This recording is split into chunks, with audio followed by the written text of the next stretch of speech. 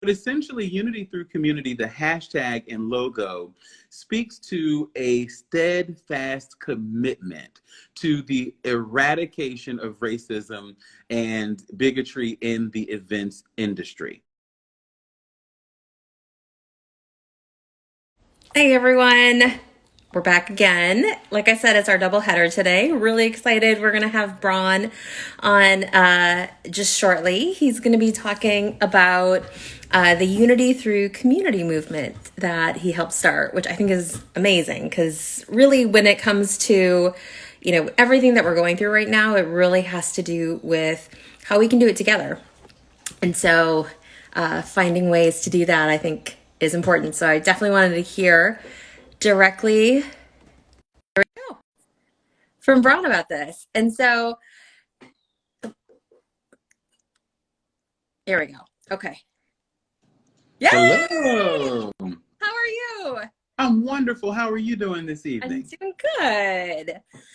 I feel like it's not Good. nice outside. It makes things a million times better. Right. Like the weather makes a million times, yeah.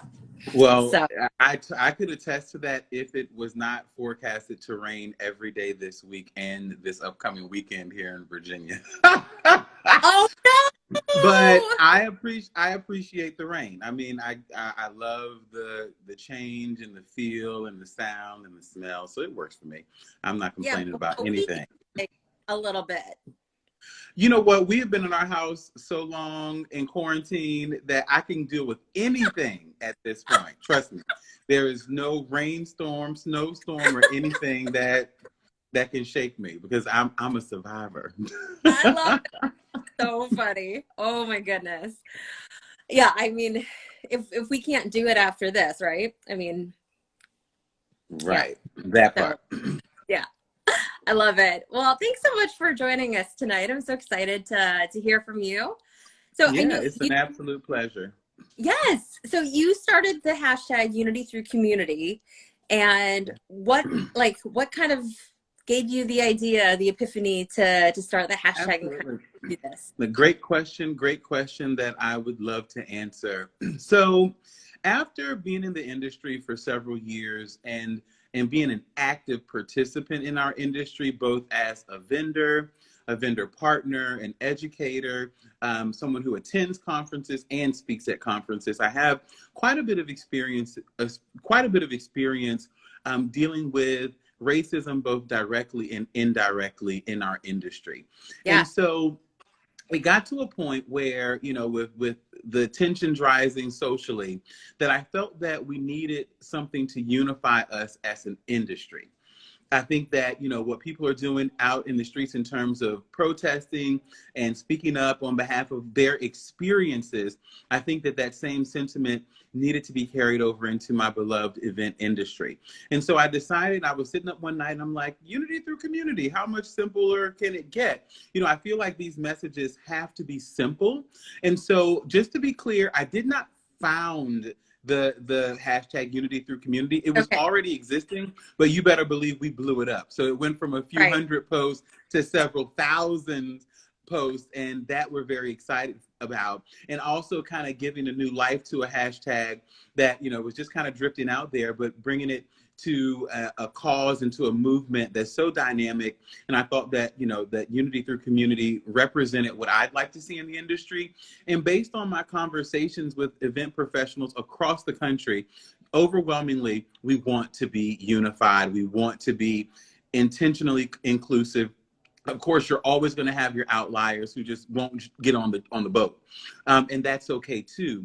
But we just know where everyone stands. But I thought that now was the perfect time to have a slogan to accompany a movement that is so positive and so inspirational, and that everyone in the events industry can get behind. I love it. I absolutely love it. And now, did you create the icon? Okay, so this whole movement is a collaboration.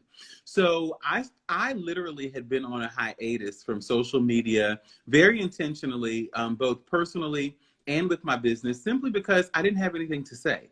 I thought that there were people in our industry right now who were leading certain conversations. And for me, I needed to be quiet. I needed to be very intentional and still. And I needed to be able to process what was going on around me. And so I literally told everyone, I'm going to be quiet.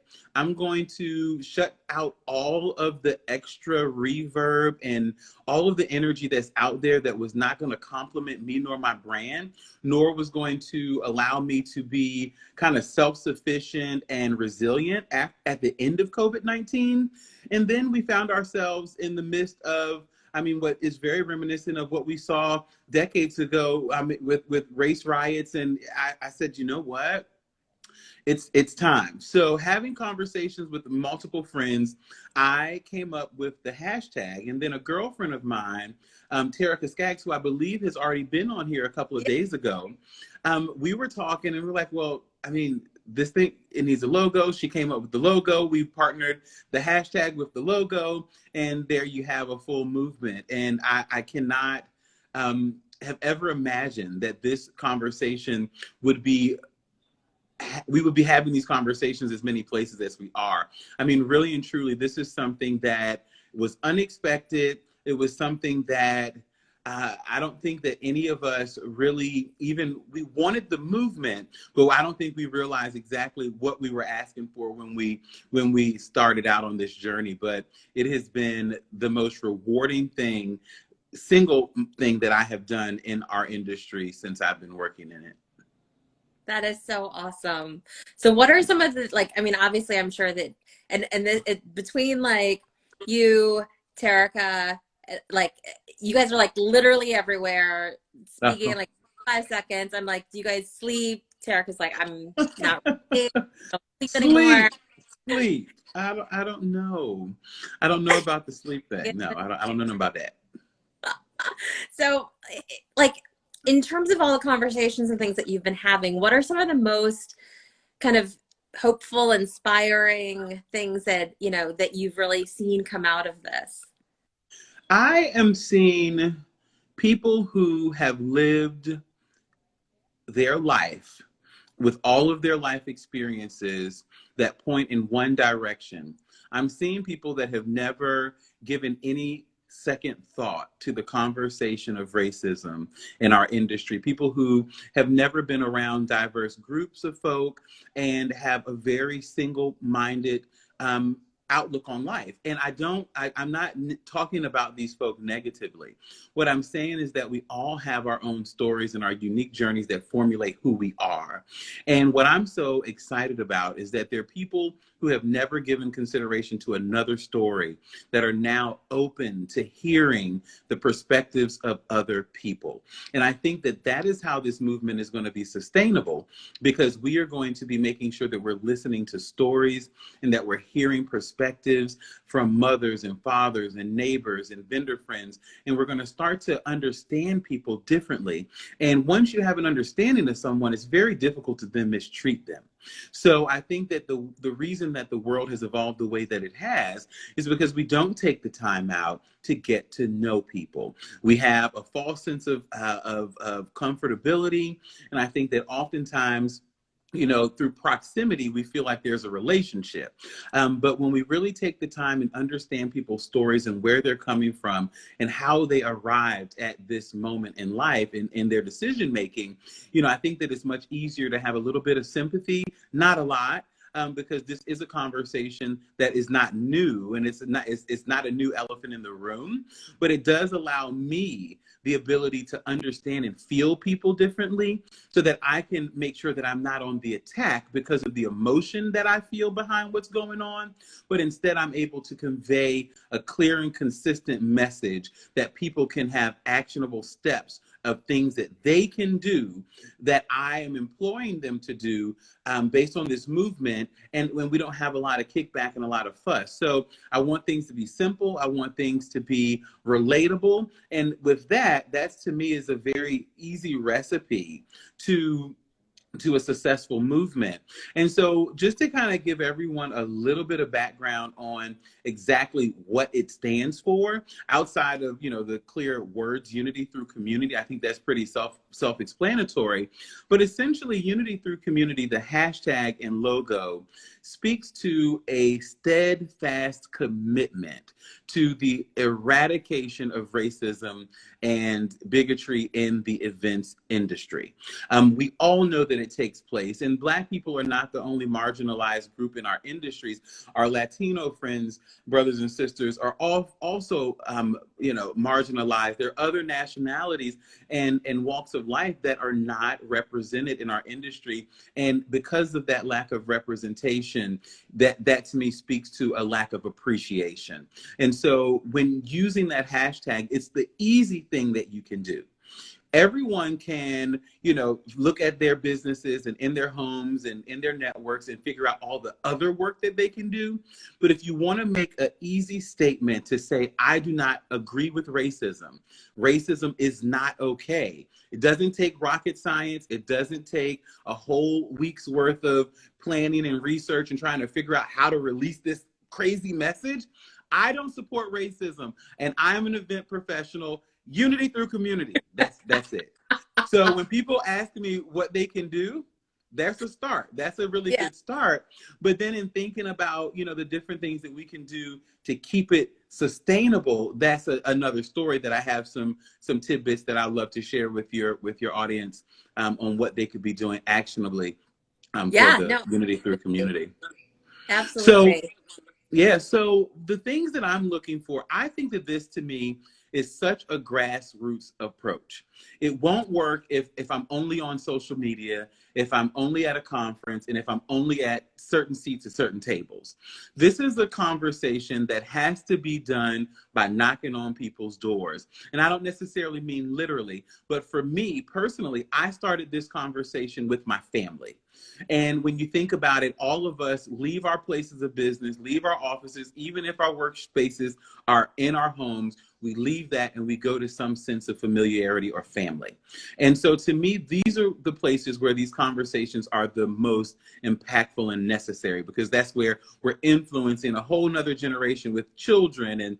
And we have spouses that might have grown up and have different stories. So then we take it from our families and we go into our community, our neighbors. Where are you cocktailing? Where are you social distancing and drinking on a patio? You're going to have to be vulnerable and open to having conversations with people that you would not normally have. Like, I have literally sparked random race conversations appropriately now on an airplane, sitting like this in the middle as a 325-pound man. I'm in the middle row. My shoulders are up to my ear. And we literally had a whole conversation about race and equity in school systems. And this was years ago. So, it's just one of those things where you have to have these conversations with the people that you see the most, the people that you love the most, and then you keep on growing outside of your network. Go to your business and look at the landscape of your business. Is your business inclusive? Not just, I have an intern who is a person of color, not, I've checked the box. I have an Asian girl, and then I have, a mixed chick. Like, no shade to anybody, but like, that's not all that diverse. And then when school comes back, where are they? So then we're back to Lily White. And so I just am wanting people to look at their businesses and honestly, with a fine-tooth comb, but also now that you're having some new realizations, look at it from a sense of humor and be like, dang, I have been a part of this problem. I may not have realized exactly how much of a contributor I was to it, but now that I know, now that it's on my radar, I am going to be hyper vigilant about making sure that the landscape of my business and my social media and my marketing all reflects. And then after you talk about your business, you go into your business and you turn it upside down. You're like, woof, that's a mess. Then you go into the next and you go to your vendor partners. Are you having a style shoot? Okay, look around. Who's here and why? And then look at the vendor partners that you're working with on a weekly basis. Yeah, you might be comfortable with them, but are they always the best person for the job? Do they always do the best job? Those are the questions you have to ask yourself. And that's how we kind of build on this pyramid of starting at the base and building it out into the community. And I feel like that's how we'll change the industry and ultimately how we'll change the world. I love it. I love it. And I you're so right, because it's comfortable. People are Mm-hmm. used to their circles, used to the conversations they normally have. They're used to Yeah. whatever. And if you aren't willing to get uncomfortable and do the hard work of growth internally, but also externally, Absolutely. happen. Absolutely. Absolutely. I've been having so many conversations. They run together. But what I will say, one of the things that I'm encouraging everyone to do is not be so quick for us to get to the next step. So for me, I believe that most great things are birthed and born simply because of discomfort.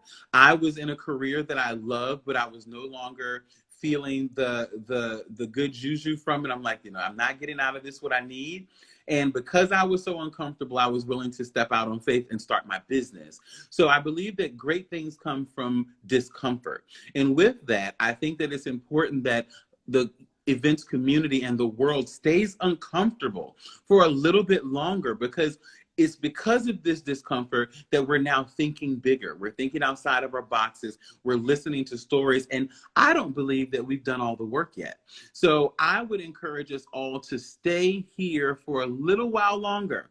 And when I say a little while longer, this might be years, because the damage that has occurred over the years took a long time to happen, to take place. So it's going to take years of people opening their minds and people opening up their hearts.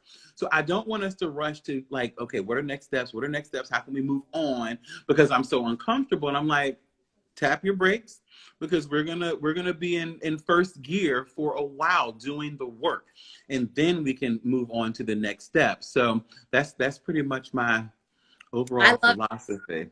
I love it. And I think that you're such a great example of that, because if you don't Thank you. know how to have, like a natural conversation about race with someone who's literally next to you on an airplane, then you need to get there, but it's going to take some baby steps, and you're going to probably Absolutely.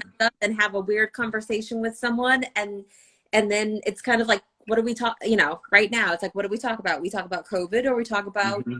something to do with race. And Mm-hmm. so the better you get at those conversations, the more natural they're going to be, but that's not happening overnight. So It's for not them, happening overnight. yeah, Absolutely. for them to get, Unrealistic expectation and a sure way to let yourself down. And so I have been, teaching myself to pace and, fist pump and go hard in the paint as much as I can when I can. And when I need to step back and take the burden off for a second, I do, because I have to make sure that I have the sustainability in this conversation, because this is not easy conversations to have. This is not easy work to do. And it brings forth criticism from people who aren't behind it. You may even be criticized by people who do support some form of what you're doing. So you can't make everybody happy. So for me, I'm just like, you know what, Bron, you've had a long week. You've been on 7 different podcasts, conversations, live videos. Okay, it's okay to take the weekend and do nothing and don't post a thing, and you're still working, because your work speaks for you. So that's kind of what I love about this. I love that. So for people who aren't familiar with you, why don't you Yeah, talk a little bit about kind of how you got in the industry, and absolutely. and as a Black man, how you felt joining kind of a very Yeah, white. yeah. So I started off my career as an educator. So I was a teacher for several years, and then also an administrator for a few years, and hit a brick wall in terms of fulfillment. Even though my job was very rewarding, moving the needle for teachers and students, I was losing me in it. And so I needed to find something that was Bron centric, a world that I could run in and control and be the best that I could be at, and reward myself through the things that I valued in life. And so I got to a point, I quit my job. I quit my education job on a whim, after having a quick conversation with my spouse. And he was like, either it's you or death. And I'm like, well, I'm going to choose me, because I was definitely headed down a very confusing spiral. I was in a vacuum, and it was not healthy whatsoever. So I decided to launch the Flower Got Brawn. And when I entered the industry, I didn't have a mentor. I didn't have anyone outside, well, actually, that's not 100% true. I did have a mentor. However, the mentor that I had was more so the person who inspired me, not someone that I ran to for help with recipes or, vendors or anything like that. So I definitely had a person who gave me my initial appreciation for flowers. And so entering the industry, of course, I knew I was a Black man. Of course, I knew I was a Black gay man. Of course, I knew I was a Black gay man in the capital of the Confederacy. So damn. And I don't ever curse publicly, but that you got it, right? Because all of those, I didn't realize at the time. My husband's watching, and I know he's cringing that I cursed. But when I think about all of the things that were apparently nails in my coffin before I even started, before I even had a name, because for me, I'm thinking I'm entering an industry that is sheerly inspirational.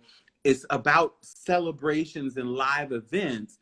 I'm like, well, clearly everyone's happy here. We're about to get along. I'm going to go to my first networking meeting, in my town, and I'm going to be welcomed with open arms. And, the reality was just very different than that. So I ended up essentially falling on my face. I went out there, I put myself out there, and I was not always greeted with the kindness and the respect that my work and that my personality almost requires you. It's hard for you not to like me because I don't give you a reason not to. And I'm consistent. I'm very consistent. And that is why I've been successful in this industry, because I connect with people. And so I realized very soon that the problem was not mine. This is not the flower guy Braun issue. This is clearly the climate and the conditions that the industry has established. This is the standard of how we treat Black people and people of color in the industry. And I went under a rock. I literally decided I was not going to network. I wasn't going to put myself out there. I was going to put my head down and my feet on the road, and I was going to grow my business grassroots, from one client to the next, from one networking meeting to the next, from one strategic business introduction to the next. And from there, I was able to build my business by myself. And then once I grew, I look back and everyone's like, oh, wow, like I've been here forever. And I'm thinking to myself, all right, guys, you do remember there was a time when you would not even speak to me in certain social situations, but now you kind of see me, in places that you never would have thought you'd see me. And now I'm a leader and a speaker and whatnot. So it's been a 360. Like I've gone all the way around, going from someone who didn't feel valued to building myself up to get my value from my work and from my clients and from myself. And then to be able to be a model of how to treat people and how to navigate a professional business in this industry, despite some of the things that we have had to come up against. But I would say that all of that stuff adds to my story. And so now when I'm talking to people and I'm sharing my story and things that I've experienced in the industry, it's so much more colorful. I mean, I don't think that I would have as much I know I wouldn't have as much value in this conversation if I were not able to speak from it, not just as a person, but a person of color in this industry.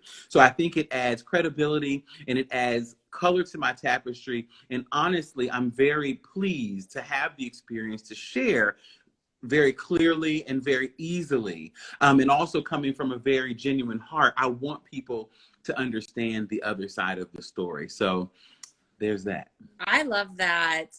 Thanks. I think that's, coming from that perspective of, not just what is right, what is wrong. Obviously, Absolutely. there is right and wrong, but really coming from that perspective of connection and helping people understand who you are. Just like you said, it's hard to ignore. It's hard to hurt people who you care about. Absolutely. And in terms of right and wrong, I think right now life is so gray. I have a hard time committing to black or white, not race, but just right now, everything is so abstract. I think that we would be able to serve the universe and our vendor partners so much better if we just stay in abstract. And that kind of complements me saying stay in discomfort. So like I'm not out here, I'm not judging anyone who has yet to make the decision or is still trying to get the information. Of course, I would rather you be on a quicker track, but in order for you to truly make a sustainable and meaningful change, it has to come from within. So for me, I'm like, I could say, oh, you're wrong because you haven't posted this, or you're wrong because you didn't. The reality is that type of there's no space for judgment in this movement. There just is not. Like, we have to be constructive. We have to figure out a way to move the needle and have a voice that everyone can hear. I can't get up here and fire and brimstone you I cannot do that. You're not going to hell if you don't. But what you will do is you will lose the respect of your peers. And if you care about the respect of your peers, and if as your peers are holding each other accountable, and as your peers are holding their clients accountable, because that's a big piece of it. I feel like a lot of planners are going to start to have very different conversations about, okay, it is my responsibility to present to you a diverse group of vendors to choose from. So, I'm just kind of, looking at this whole thing in terms of, a much bigger picture, and not just like the now, but how can we all be moving forward very positively and at our own paces, but at the same pace together. Yeah, I love that. I love that. And I think that, I mean, your story is so unique to you, and it adds the color. It absolutely does. I think that, there are, for people who are like, okay, I'm reading my book, I'm listening to these podcasts, I signed up for this online class, and they have all their things that they're doing. And now they're like, okay, what else can I do? I have this extra window of space in my life. What else can I do? And I think one of the things that you were doing on your social media, which I thought was so great, was that you were showcasing different Black wedding professionals. And so what are some of the things that, like, whether it's some of the places, I mean, obviously I know Brides did a whole article about different Black wedding professionals, but what are some other ways that they can connect with Black wedding professionals in their area? Yeah, absolutely. So what I would say is, so speaking from my own experience, there's several networking groups in my market. All of them kind of have a different feel, and none of them are overwhelmed with African Americans or people of color or minorities, even, for that matter. So my thing would be to go to those networking groups, go to the membership meetings, go like you would normally go, and raise the question to the membership chair. Raise the question to the president of the organization. Start those conversations when you have your drink ticket and you're standing at the bar to get your one free drink at the networking group. Say, like, gee whiz, it's a kind of clear in here. It's not very colorful today. And then, like, that's where you do it. You throw a wrench in the conversation, you don't small talk, and you get work done. So I'm encouraging everyone, again, have the conversations, and then be intentional about your marketing. Be intentional about making sure that diversity is the first thing you consider when you think about who's on the short list. Also, you can reach out to several different Black-owned media outlets. There's Black Southern Belle that has supported my business since its inception, and I could not be more grateful for Black Southern Belle. That is a Instagram or online presence for all things Southern, Black, and beautiful. And I think that's important for a lot of people to know, that Black weddings don't look any particular way. They look just like everyone else's does. Everyone has their own preferences. So I would say, subscribe to Black Southern Belle, subscribe to the B Collective, subscribe to Muna Lucci, subscribe to Black Gay Weddings, subscribe to Black Bride, subscribe to these different avenues, because then you can turn the page, just like we do our Martha magazine, and we can see a whole bunch of different vendors that look a lot different. So hold your local people accountable, make sure that they realize that there's a disparity in who's showing up, who's being invited, who's included, but then also use these Black media outlets to learn the Black wedding community. And hopefully we won't even have to say that anymore. Hopefully we can just say the wedding community. But for the sake of this conversation, get to know them. That's how you do it. You can, even go when you're at venues. Ask them for a copy of their preferred vendors list so you can see for yourself what it looks like. And then I want you to email the person there and say, hey, I don't see any diversity on this list, and that's unacceptable in this day and age. So those are the things that we can do, very actionable, very easy, kind of easier for me because I've been having these conversations for years. But easy in terms of things that are doable, that are very, very doable, and that will have a long-term impact on our industry. And I think that that's, again, how we get to real change. I love it. And I mean, you're totally right when it comes to understanding that if you're a planner or you're a florist and you're going to a venue and you ask for their list and there's no diversity, when you speak up to say, I have a couple who's looking at this venue and they want diversity, you are literally telling, you're like, I mean, essentially you are their boss in that sense, because if Absolutely. you're going to be paying them because they want diversity, they're going to be losing out. So having conversations. I'm sorry. Absolutely. Oh, no, yeah, it's important.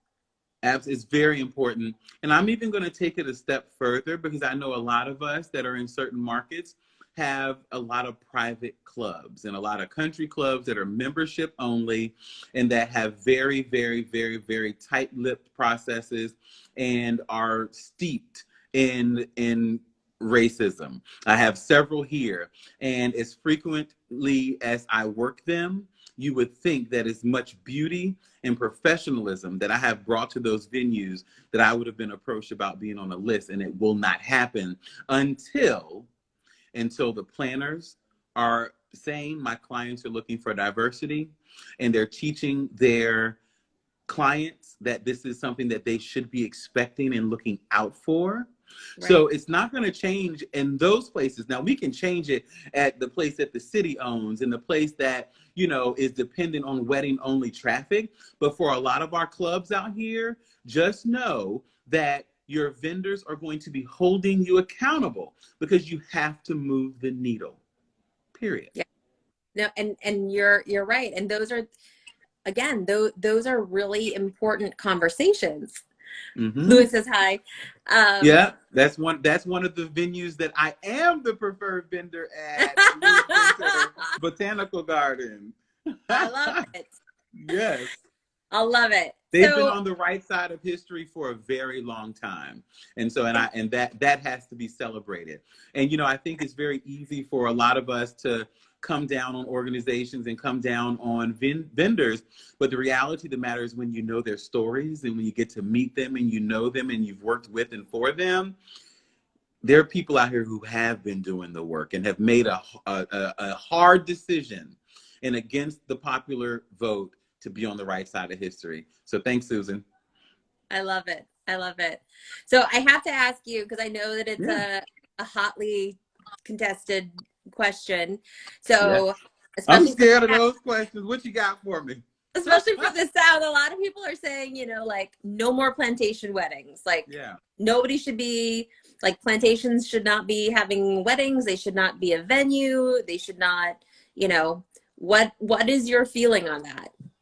So I grew up in the capital of the Confederacy and operate a business and pay taxes in a city and in a state that has more Confederate monuments and things that just are very poignant reminders of a very painful past for people who look like me. So I've always had a very difficult time understanding the novelty of getting married at a plantation. I mean, but I'm a Black man, so I don't, there's nothing fun about it. So about 3 years ago, I put my foot down in my business and decided that under no circumstances and with no budget would I ever take my team to work on a plantation.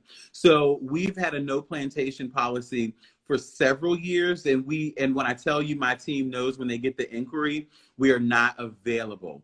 And then I actually have started to have these conversations, or had started to have these conversations with other vendors, and it was not the popular decision. And when I look back at the budgets of those weddings, I mean, no, that's not necessarily bigger than any other budgets, but tens of thousands of dollars worth of guaranteed revenue that I forfeited simply because of me deciding that I had to make a stance for myself. And secretly judgmental, to be very honest, to some businesses who frequent plantations, to me, because I just think it's just weird. But that's just me. I don't think that removing plantation from the name is a bad idea. I think that when people hear plantation, my immediate correlation is slavery. So I think that by changing it to farm, manor, property, on, whatever you can do to kind of make it a little bit more neutral. But the other thing that you can do, these are the plantation venues in the South and all up across the East Coast. You start with unity through community. You start with accurate tellings of what took place on this property. You don't glamorize it. You don't, and it's not about the tapestries. It's not about the furniture. It's not about the window treatments. It's not about the boxwood garden. It is about what really happened here, who built it, who benefited from it, and who was damaged because of it. Start telling the stories, and then I think that people of color and anybody else who doesn't support plantation weddings would definitely say, oh, a light bulb just went out. That this is not something we should be celebrating. It is a part of history, and don't get me wrong. And I think that that's probably the big argument that I'm hearing. It is a part of history, but I promise you, if your ancestors and you were impacted the way people of color's ancestors and currently we're being impacted by it, you wouldn't want a monument to it. There is a street here in Richmond called Monument Avenue. And if you've been watching CNN, Richmond has probably gotten quite a bit of publicity in terms of the amount of protesting that we're seeing. And this is a avenue that was literally built around segregation and keeping Black people out.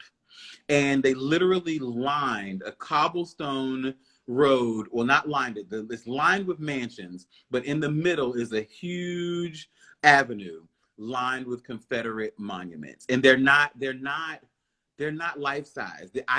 They are so huge that on an aerial shot, it is the beginning of, it just takes me back to a place that I just don't want to be in. And then, to know that some of the statements on some of these statues, and it's just mind-boggling that, that these things can't be in a museum and don't have to be paraded on the most popular avenue on a street, in a community that is a diverse community. And this neighborhood was founded to segregate. So let's rewrite history. Let's turn a new leaf, and let's decide that was inappropriate. We couldn't do it now. We would not be able to construct monuments against a marginalized group of people and say, let's all build our houses on this street because it's going to be beautiful. No one else will be able to afford it. Who does that? So they did it back then, but who does that now? Nobody.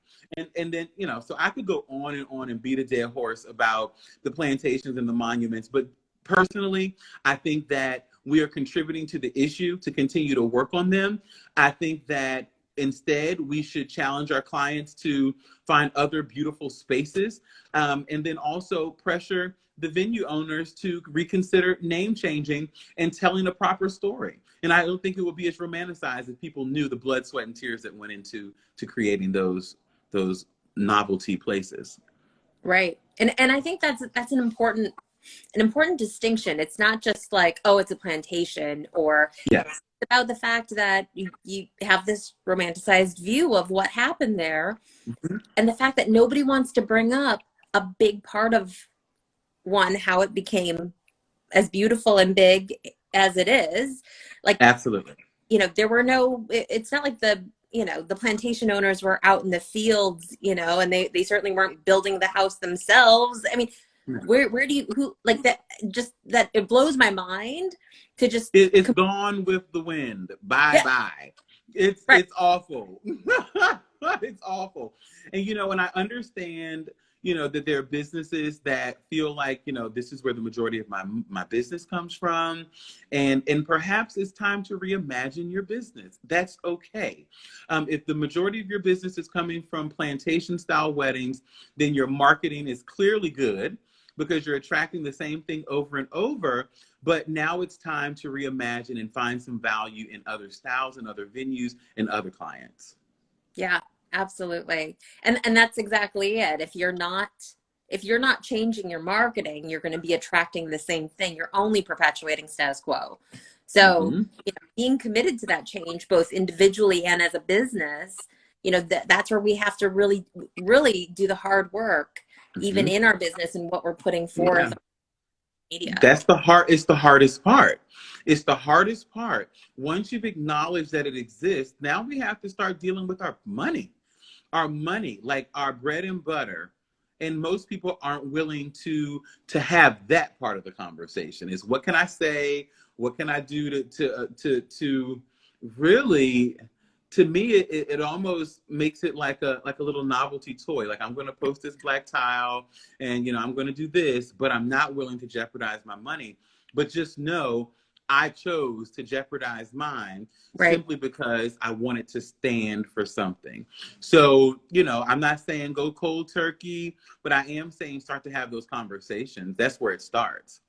Right, right. And honestly, I mean, if you're a planner and you're helping choose venues, being able to have those conversations with your couples helps in terms of obviously the venue choice itself. So, you know, Absolutely.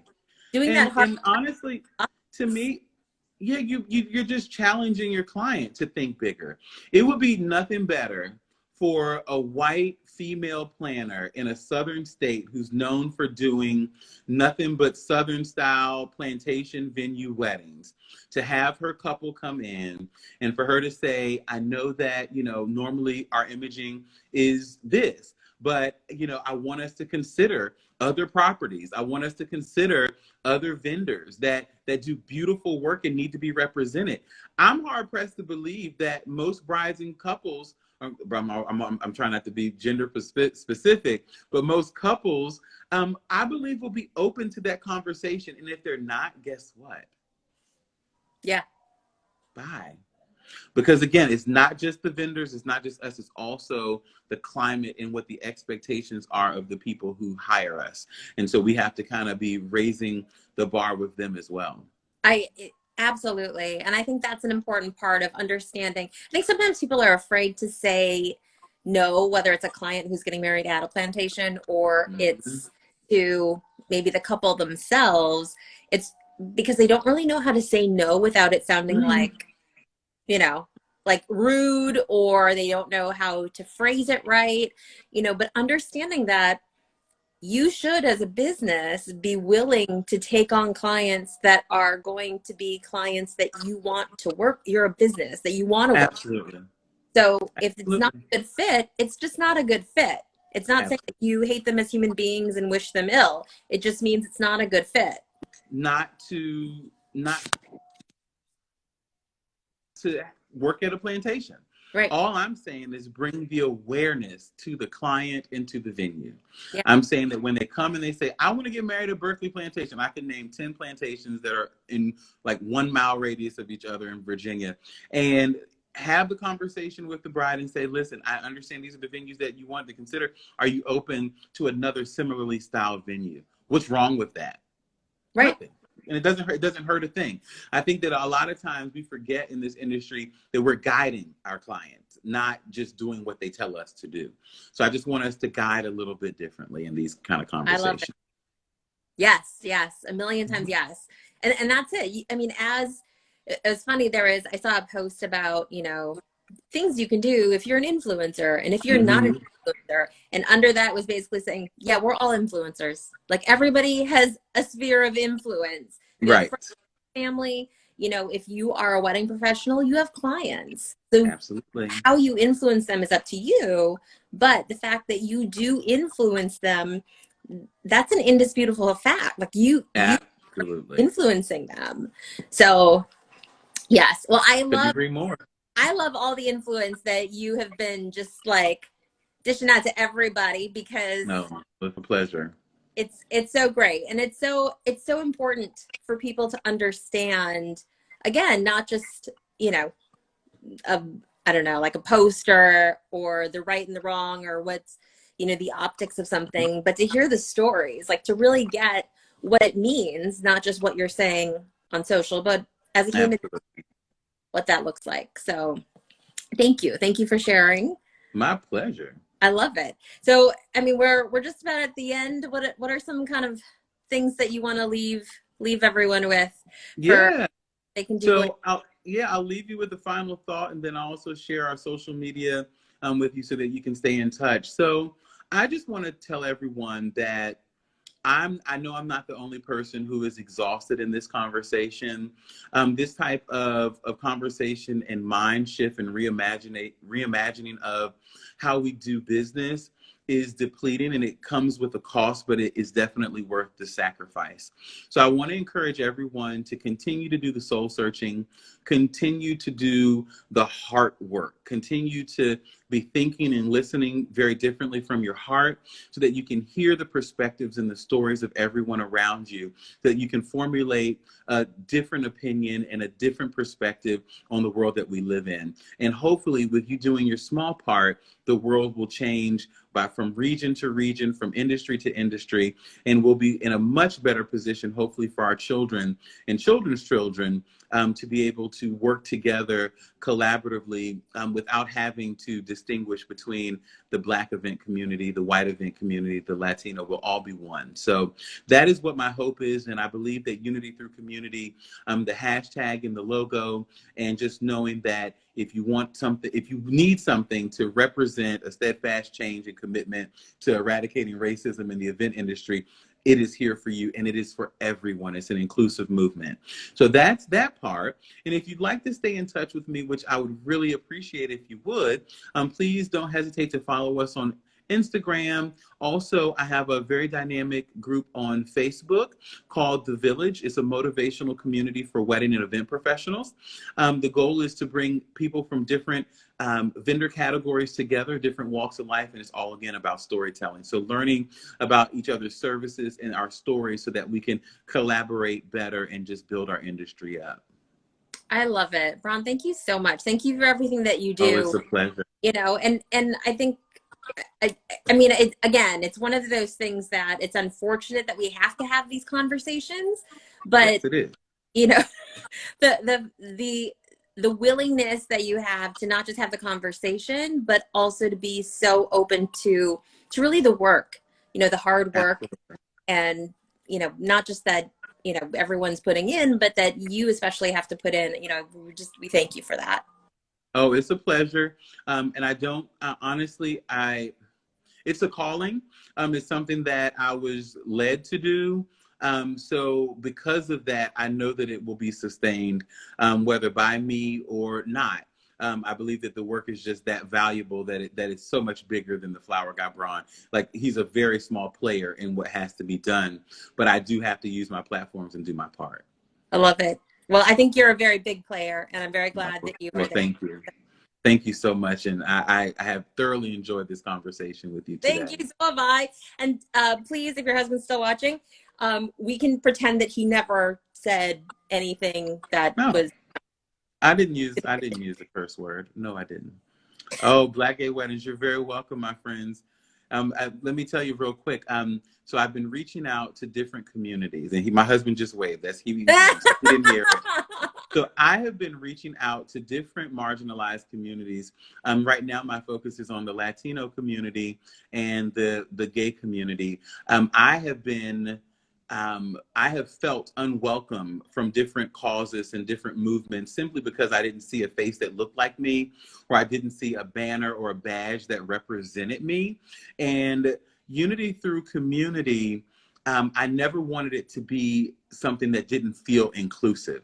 So I reached out to Black Gay Weddings just this past week, and we had a very vibrant and dynamic conversation about how the Black gay wedding and event community can be behind unity through community. And we're doing the same thing and talking to different people. So it's good to see them on here because this is a inclusive movement. So I can't express that or stress that enough. And I think that's I think that that's again one of the things that's so great is that it's not just about one thing or another thing. It's really about, you know, understanding that as a community, right? Like we have to be able to be willing to accept everyone and know that there can be a place for everyone at the table. So that's Absolutely. really Totally. awesome. Yay. Awesome. Did you see Lewis? Yes, Okay. yep, I'm seeing it. Yep. All right, awesome. Well, thank you again so much for your time and your humor and all of your insight and all the hard work. My I hope pleasure. you can get some rest. You know, I'm tired. And I don't know exactly how much rest I'll actually get, but to be very frank, I'm energized by this particular work. So I'll be good, fine. good. All right. Well, thank you so much, Bron. Hopefully we'll My have you on again. pleasure. All right. I Take look care. forward to it. Bye. Bye.